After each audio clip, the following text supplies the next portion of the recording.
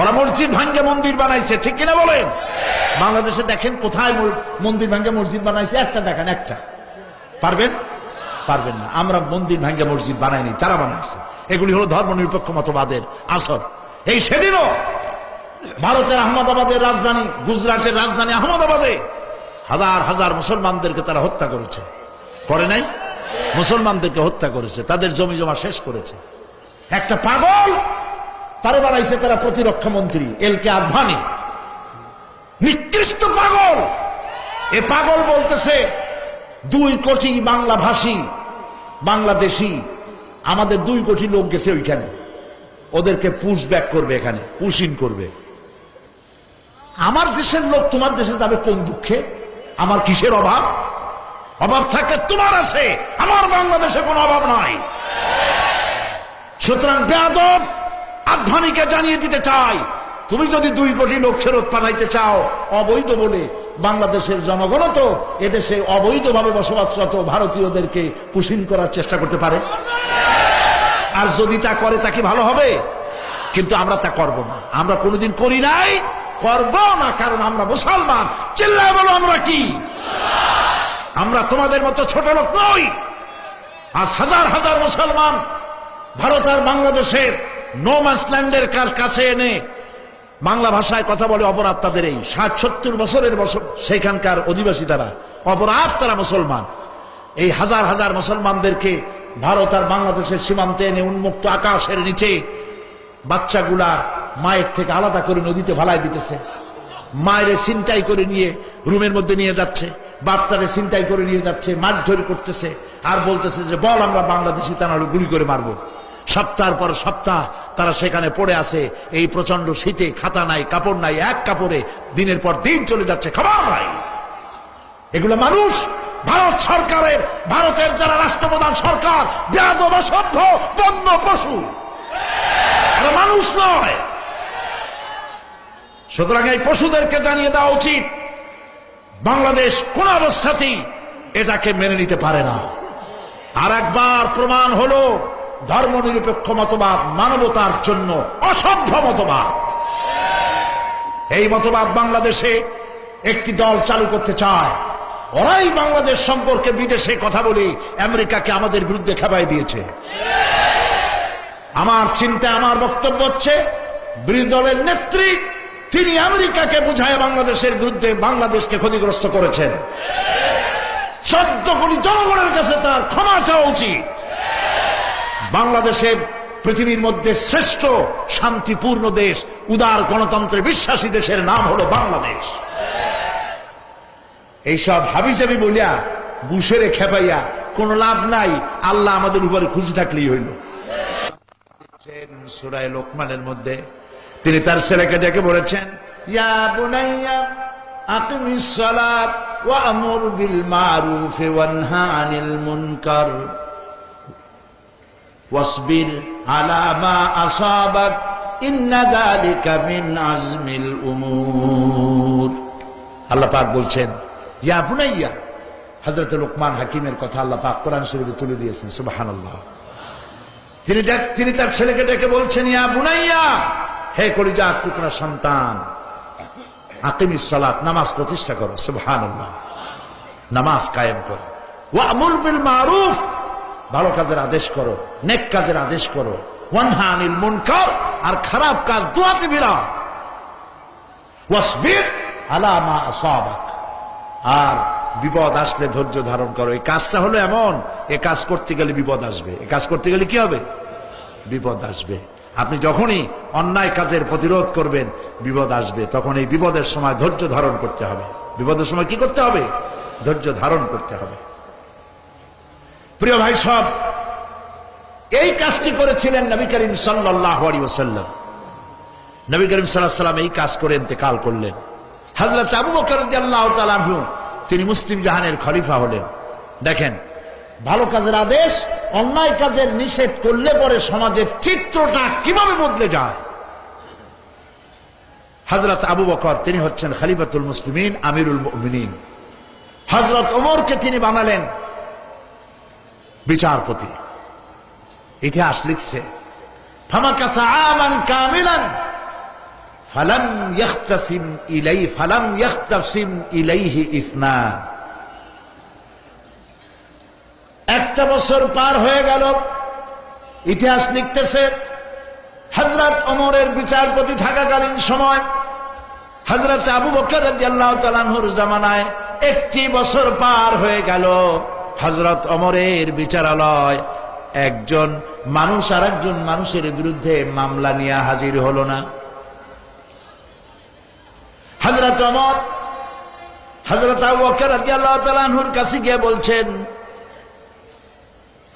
মা হাজাতা বি ইনদা কওমিন মুমিনিনা ইয়া খলিফাত রাসূলিল্লাহ সাল্লাল্লাহু আলাইহি ওয়াসাল্লাম।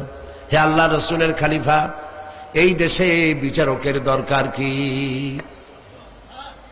তিনি বললেন, কেন বলতেছো বিচারকের দরকার নেই? হযরত ওমর বললেন, একটা বছর অফিসে বসে থাকলাম, একটা লোক মামলা করতে আসলো না, আমার বিচারক মানে লাভটা কি? সে বাড়ি যে ঘুমাইতে অনেক ভালো। আপনি কি চিন্তা করতে পারেন এক বছর পৃথিবীর কোন দেশ আছে যে এক বছরে মামলা হয় না? আপনার কুমিল্লা দেখেন প্রত্যেক দিন কত মামলা জমা হয়, হাজার হাজার মামলা জমা হয়ে যায়, ঠিক কিনা বলে? প্রিয় ভাই সব, হযরত আবু বকর রাদিয়াল্লাহু তাআলা আনহু বলছেন, আচ্ছা মামলা হলো না কেন? আপনি কি মনে করেন কেন মামলা হইল না? হযরত ওমর বলেন, আমি চিন্তা করেছি মামলা না হওয়ার কারণ হলো দীনুহুমুন নাসিহা। যে জাতির জন্য আপনি আমাকে বিচারক বানিয়েছেন, এই জাতির দিন হচ্ছে নাসিহা, কল্যাণ কামনা করা। প্রত্যেকটি মানুষ আরেকটি মানুষের কল্যাণ কামনা করে, সবাই সবার ভালো কামনা করে। প্রত্যেকে প্রত্যেকের যদি ভালো কামনা করে, মারামারি হবে? হবে? হবে না। আমরা ভারতের ভালো কামনা করি, তারা ভালো থাকুক, সুখে থাকুক কামনা করি। তারাও যদি আমাদের ভালো কামনা করতো, তাহলে কি ঝগড়া ফাসাদ বাঁধে? বাজে না। আপনি যদি আপনার প্রতিবেশীর সঙ্গে ঝগড়া না করেন, যদি শুভ কামনা করেন, তাহলে কোনো সমস্যা হবে? হবে না। হযরত ওমর বলেন, ওয়া মানহাজুহুমুল কোরআন। আপনি আমাকে যেই জাতির জন্য বিচারক বানিয়েছেন, এই জাতির মানহাজ, এই জাতির দস্তুর, এই জাতির কনস্টিটিউশনের নাম হলো কোরআন শরীফ। কোরআন দিয়ে দেশ শাসন তারা করতে চায় এবং করছে।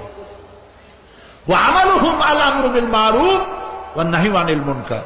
আর এই জাতির আমল হলো ভালো কাজ এর আদেশ করা, অন্যায় কাজ থেকে ফিরায়। প্রত্যেকটি মানুষ একজন আরেকজনকে ভালো কাজের আদেশ করে, আর অন্যায় দেখতে দুই হাতে ফিরায়।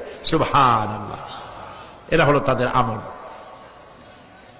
ওয়াইজা আহাদুহুম মারিদু আদুহু।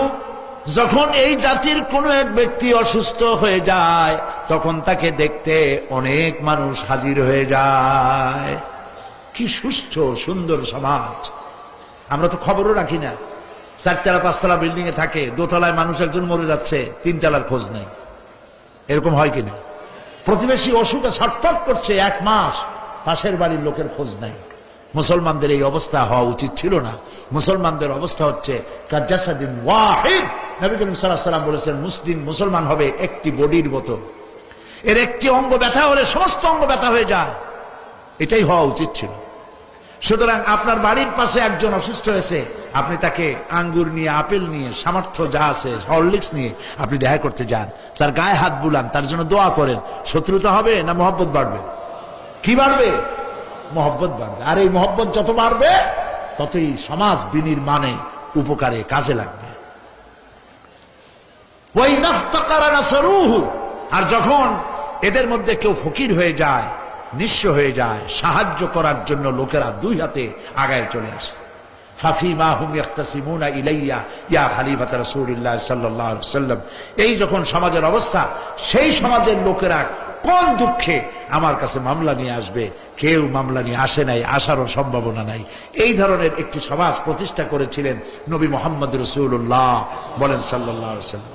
প্রিয় ভাই সব, আমরা যদি আমাদের সমাজকে সুন্দর করতে চাই, তাহলে এই আদর্শের উপরেই আসতে হবে। কুনতুম খায়রা উম্মাতিন উখরিজাত লিন-নাস তা'মুরুনা বিল মারুফ ওয়া তানহাউনা আনিল মুনকার। ভালো কাজ, ন্যায় কাজের জন্য আদেশ করব, আর অন্যায় 2 হাতে আমরা ফিরাবো। এই দায়িত্ব পালন করতে পারলেই আমরা সত্যিকারের মুসলমান হতে পারবো। আমার পাশে একজন অন্যায় করছে, মদ খায়, ফেন্সিডিল খায়, শয়তানি করে, বদমাশি করে, চোখে দেখি, অথচ তাকে ফিরাবার চেষ্টা করি না। এটা কি ভালো কাজ করছি না অন্যায় করতেছি? বলেন ভালো না অন্যায়? এটি মস্ত বড় অন্যায়। প্রত্যেকের ভালো আমরা কামনা করি, তাহলে এই সমাজ সুন্দর হবে। কোরআন এই কথাগুলি মানুষকে বলে, কোরআন আমল করতে পারলে ব্যক্তিতে শান্তি হবে, পরিবারে শান্তি হবে, সমাজে শান্তি হবে ইনশাআল্লাহ। বলেন ইনশাআল্লাহ। বাকি কথা আগামীকাল বলবো ইনশাআল্লাহ। বলেন সবাই ইনশাআল্লাহ। এখন মোনাজাত করব। মোনাজাতের আদব হলো বসা। যত লোক দাঁড়িয়ে আছেন মোনাজাতের আদবের জন্য বসেন। মোনাজাতের আদবের জন্য দাঁড়ানো লোকেরা বসুন, সবাই বসুন। আর একটু জিকির করেন জোরে সোরে, লা ইলাহা ইল্লাল্লাহ, লা ইলাহা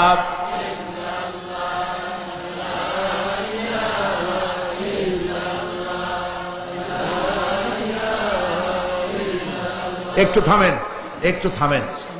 এই যে মোনাজাত করতে বললে গত বছরও দেখছি কিছু লোক রওনা করেন, এটা এই লক্ষণটা কি? এটা কি একটা ভালো কাজ? কি অন্যায়! এখানে যেমন ভিডিও ক্যামেরা আছে, ভিডিওতে যেমন ছবি ধরে, আল্লাহর ভিডিও ক্যামেরা আছে। ফের হাত তুলি আমরা কার কাছে? বলেন না কার কাছে? যখনই বলা হলো মোনাজাত করবো আল্লাহর কাছে, তখন যদি পিঠ ফেরাই হাঁটেন, ফেরেশতার দৃষ্টিতে আপনি কি হবেন? নিজের কথা নিজেরাই চিন্তা করেন। কপাল খারাপ। আল্লাহ রহম করুক, জোরে কোন আমিন। মোনাজাতের নাম শুনলে কোন সাহসে হাঁটেন? আল্লাহর কাছে হাত তুলতে ইচ্ছা করে না? আস্তাগফিরুল্লাহ পড়ে। আল্লাহ রহম করুক, বলে না আমিন। আগামীকাল সকাল 10টায় না 9টা, প্রতি বছরের মতো মা বোনদের জন্য এখানে মাহফিল হবে। আলহামদুলিল্লাহ বলেন। সারা বাংলাদেশে সর্বত্র যেখানে যাই মহিলাদের জন্য আলাদা মাহফিল করি, কারণ এই পৃথিবীর অর্ধেক জনশক্তি কারা? নারী। অর্ধেক জনশক্তি তারা। পুরুষেরা প্রত্যেক সপ্তাহে ওয়াজ শুনতে পারে, মসজিদে ইমাম সাহেবের ওয়াজ শোনেন, ঠিক না? আর ওয়াজ মাহফিল যেখানে হয় সেখানে যাইতে পারে। মেয়ে লোকদের মসজিদও আপনারা জায়গা দেন না, আর ওয়াজ মাহফিলও যাইতে পারে না। এই জন্য মেয়েদের সামনে হেদায়েতের কথা খোলা নাই। কি খোলা আছে? টেলিভিশনের পর্দা খোলা। সারাক্ষণ ডিশের বরকতে সিনেমা নাটক দেখা ছাড়া কোনো কাম নাই। এখন যদি আপনি আশা করেন আপনার এই বউ আপনার মেয়ে ভালো হবে, তা কি কখনো সম্ভব? সম্ভব না। এই জন্য ডিশের কানেকশন থাকলে কাজে ফেলেন। এই হাবিজাবি দেখার কোন মূল্য নাই। আপনার স্ত্রীকে, মেয়েকে দিন শিখান, ইমান শিখান, সংসার শান্তির হবে। আলহামদুলিল্লাহ বলে। আগামীকাল সকাল 10টার মধ্যেই, 1 মিনিটও পরে না, 10টায় আমি শুরু করবো ইনশাআল্লাহ। কালকে জুমার দিন, এই জন্য আপনি যদি দেরি করে আসেন আপনি মিস করবেন। আপনারা প্রত্যেকে, আপনার মা, আপনার বোন, আপনার মেয়ে, আপনার স্ত্রী, যারাই আপনার অধীনস্থ বাড়িতে আছে, সব মেয়ে লোক আগামীকাল এখানে পাঠিয়ে দিবেন। বলেন ইনশাআল্লাহ। বেলা 10টার মধ্যে কোনো ভুল করবেন না। আমি তাদের প্রশ্নের জবাব দেব। মহিলাদের অনেক প্রশ্ন থাকে যা স্বামীর কাছ থেকে জানতে পারে না, স্বামী জানে না, বুঝাবে কি? অনেক প্রশ্ন আছে, এরকম হয়ে থাকে, হয় না? হয়। সেই জন্য তারা বিভিন্ন প্রশ্ন করবেন, সেই প্রশ্নের জবাব দেব। প্রশ্নগুলি কি রাত্রে লেখাই দিয়েন আপনি, অথবা তিনি নিজে লিখবেন। কালকে সকালে এসে আগে প্রশ্ন জমা দিবেন, প্রশ্নের জবাব হবে, তারপরে আলোচনা হবে, হেদায়েতমূলক কথা হবে, যদি আল্লাহ দয়া করে বলান। বলি আমিন। তারপরে আগামীকাল শেষ দিন, দলে দলে লোকেরা আসবেন। 3 দিনের আখিরি মোনাজাত হবে কালকে। সেই বিশেষ মোনাজাত বড় আকর্ষণ। আর কোরআনের কথা শোনার জন্য সদল বলে চলে আসবেন। কোনো ভয় পাবেন না। বুশ আমাদের কিছু করতে পারবে না ইনশাআল্লাহ। বলেন ইনশাআল্লাহ। এই ভারত-টারত এগুলি যা করতেছে মতলববাজ। আমার দেশে, আমার ঘরের মধ্যেই শত্রু। ঘরের শত্রু বিদেশকে খেপায় দিয়েছে। এটা কি আপনারা বুঝতে পারেন? এটা কি বুঝতে পারেন? ঘরের শত্রু বারবার ভারতে গিয়ে, বারবার আমেরিকায় গিয়ে তাদেরকে বাংলাদেশ সম্পর্কে ভুল বুঝাইছে। বলেছে এখানে নাকি তালেবান আছে। আরে বাবা, তালে লাঠি দিয়ে আমরা করবো কি? আমার তালেবানের দরকার কি? আফগানিস্তান আমার আদর্শ নয়, পাকিস্তান আমার আদর্শ নয়, ইরাক আমার আদর্শ নয়। আমার আদর্শ মদিনাতুর রাসূল সাল্লাল্লাহু আলাইহি ওয়াসাল্লাম। রাসূল যেখানে শুয়ে আছেন, তিনি যে আদর্শ প্রতিষ্ঠা করেছিলেন, সেটাই আমার আদর্শ। আমার কোনো তালেবানের প্রয়োজন নাই। ওরা মিথ্যা কথা বলে বলে, এখানে তালেবান আছে, এখানে হরকতুল জিহাদ আছে, এখানে লাদেন বাহিনী আছে, এইসব কথা বলিয়া আমেরিকার ভারতকে খেপাইয়া ভারত আমাদের মুসলমানদেরকে সেই দেশের নাগরিক ঠেলে দেওয়ার জন্য চেষ্টা করতেছে। আমেরিকা আমাদেরকে কালো তালিকাভুক্ত করছে, ওরা করুক, ওদের কালো তালিকা ভুক্তিতে আমার কিছু আসে যায় না ইনশাআল্লাহ। আল্লাহর রহমত যথেষ্ট। আমরা যদি মোমেন হই, ঈমান রাখি, ওয়াকানা হাক্কান আলাইনা নাসরুল মুমিনিন, মোমেনদেরকে আল্লাহ সাহায্য করবেন। আর যদি জাতি মুনাফিক হয় তাহলে ইঁদুরা বাঁদরের লাথি খাওয়া লাগবে। ঠিক বললাম কিনা?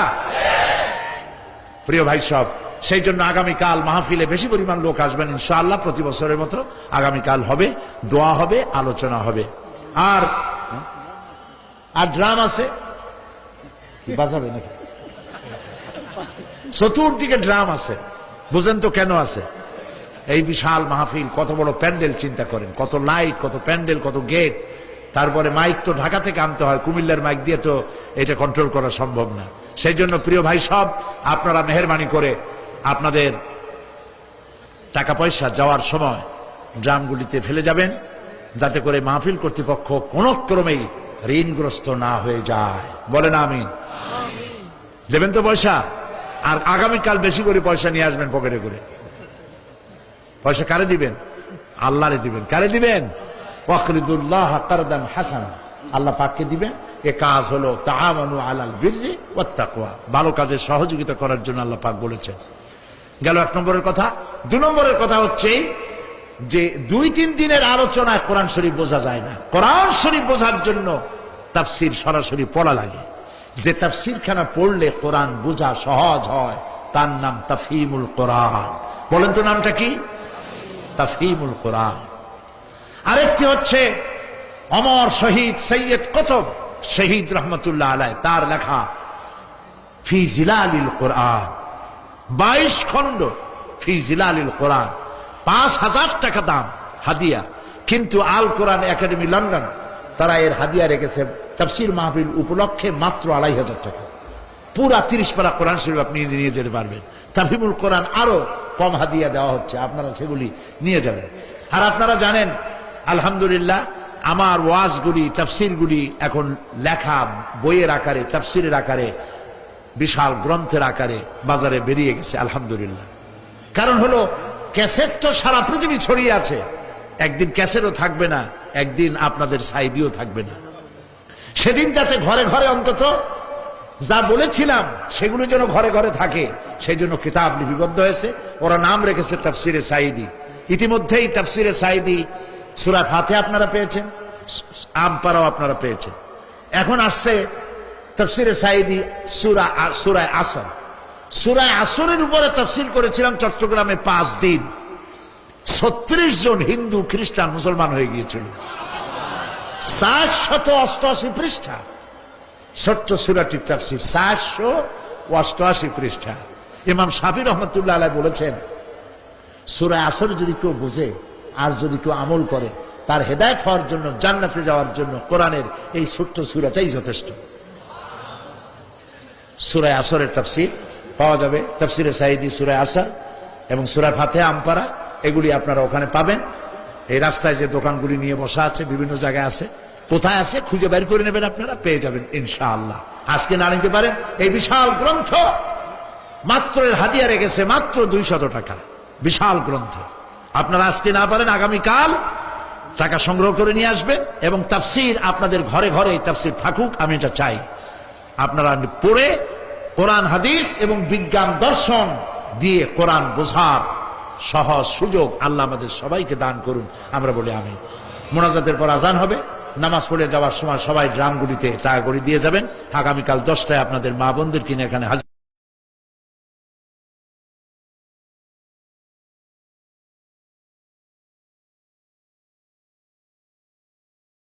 لنكونن من الخاسرين রব্বুল আলামিন। হাজার হাজার মুসলমান নরনারী, বৃষ্টি ছিল, বৃষ্টিকে উপেক্ষা করে তোমার বান্দা বান্দিরা মাহফিলে হাজির হয়েছেন।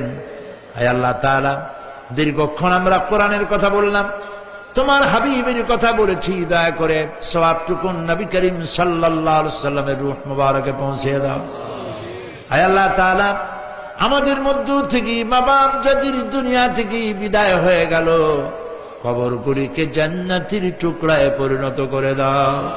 রব্বির হামহুমা কামা রব্বায়ানি সগীরা।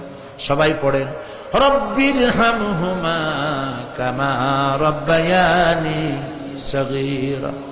হায় আল্লাহ তাআলা, তাম পৃথিবীতে আজ মুসলমানেরা বড়ই বিপদে। আল্লাহ তুমি দয়া করে মুসলমানদের সাহায্যকারী হয়ে যাও রব্বুল আলামিন।